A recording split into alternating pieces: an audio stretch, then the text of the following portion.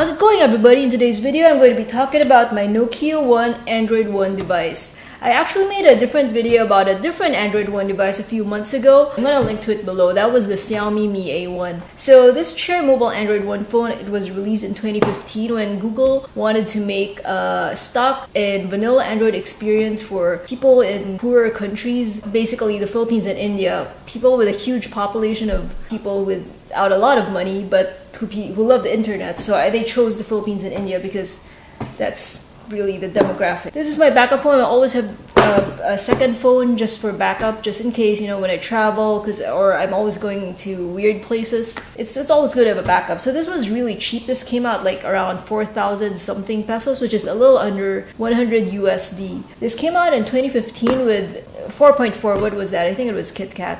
And it was updated all the way up to Marshmallow 6.0, which you're gonna say, well, it only got updated like 2 generations. But if you think about it, a lot of Android phones, you're just stuck with what you buy it with, unless you buy some of the flagships. But let's say you buy a mid-ranger, a lot of them, mid-ranger meaning like anything from 200 USD to as high as 400 USD, in fact. Like if you buy yourself an Asus or an Oppo or one of those, like you're pretty much stuck with whatever you bought the phone with. You bought the phone with Marshmallow, you're stuck with it. As you can see, the back has space for 2 SIM card slots.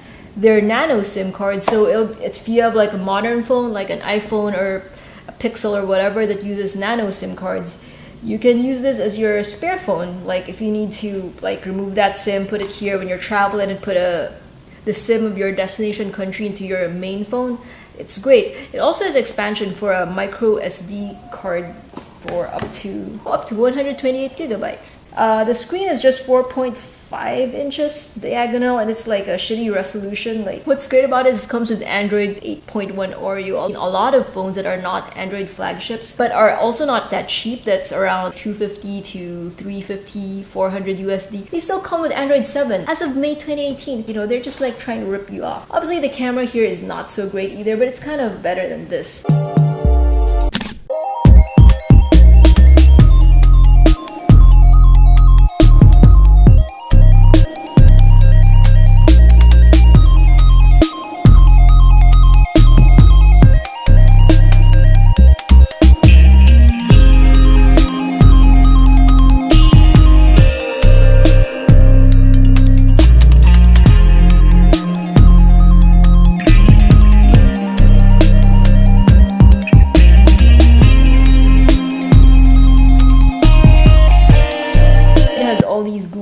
For the more resource-intensive apps like Gmail and Maps, they have like a stripped-down version called Gmail Go. So these are the other Go edition apps that came with the phone. Files Go. Gmail has a Go version. Google Go, that's Google Now, but the lightweight Go version of it. It also has an FM radio, by the way, which is pretty good for a budget phone. It's got Maps Go and YouTube Go. So there are a few things I've noticed about this Nokia one while I was setting it up that I wanted to point out to you guys. I don't like that it doesn't have the LED notification light anymore. It must be cost cutting. Look at my OG Android one from 2015. If you see it's blinking here, if you look at it, you're just gonna see the green light blinking here. That means I got a notification. For example, if you look at the OG Cherry Android one, you're gonna see an option for pulsing the notification light, and that's here. It was pulsing there earlier. As for this one, this is the screen for the notifications. As you can see, there's no option for the light because there is no light. So it's a sad state of affairs that the LED notification light has disappeared from this model as a cost-cutting measure. Well, this phone, as can be expected of something of this price, there's no fingerprint sensor, so you gotta unlock it the old-fashioned way, either with a passcode or a pattern, which is fine. It's the same as this one. It's cheap. Another notable thing about this is that it's super light. It's very lightweight. It's around the same weight as this one. I haven't had a stock Android device in a while since this OG Cherry Android one. I'm not sure if they started incorporating a file manager just in Oreo or in version 7, I don't know. But for This Android Oreo 8.1 Nokia one, it's got a file manager. Here, Files Go. Go because this is the Go version that is for very cheap 1GB phones. This is the file manager. This is a built-in file manager because for this one I had to install a third-party ES file manager for this one. Another thing to note is that the screen brightness can be cranked up really high, which is pretty good for a cheap phone. Like I said, the resolution isn't anything to write home about. See how bright it is? It's like totally dark. Like my hand is dark. This phone is like nearly black, but it's really bright. So that's pretty good in sunlight. So this is obviously not super fast like a flagship phone. It does have a little lag when you launch an app, but I mean, considering the price and that it has 1GB RAM only, it's pretty good.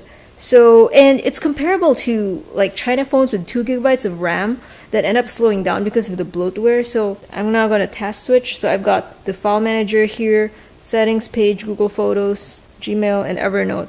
Okay, so it kind of loaded right away, but it took a while for the logo to load of Google Photos. Those are the little things that I meant, like it's going to load right away, but there's like a slight, I don't know if the word is delay or lag, but you gotta wait a little bit. It's like a split second. At this point, my storage, I only have 3.97 left, which isn't a lot, but I'm not planning to add any more. If I wanted to download songs from my Spotify Premium, Spotify does allow the option of saving it to the SD card, so I'm not worried about that. One strange thing is that YouTube Go, like I said, Go is the light version for these Android One Go editions. So I don't want to set it up because when you launch it, it's going to ask you for your phone number and there's no way to go next without entering your phone numbers. I can opt to install regular YouTube here and just ignore YouTube Go, but I never watch YouTube in my backup phones because that's not the purpose of backup phones. So just letting you guys know that strange thing. This phone has the standard Oreo behaviors for icons, like when you long press on something, you're going to see the options. Say for Evernote, a long press on it, it's going to ask you want to search, you want to make a new note. Long press on Spotify, it's going to tell you that these are the last things I listened to. Used to be when you just long press on an icon, it's just going to ask you want to move the icon around, you want to delete it. So I still have all my old Nokias in this box. This is the C203. I already shot footage of this in my other video, Nokia 3310 3G edition video. I'm gonna link to it below. Just fast forward to the 19th minute. You're gonna see me run down every phone in this box.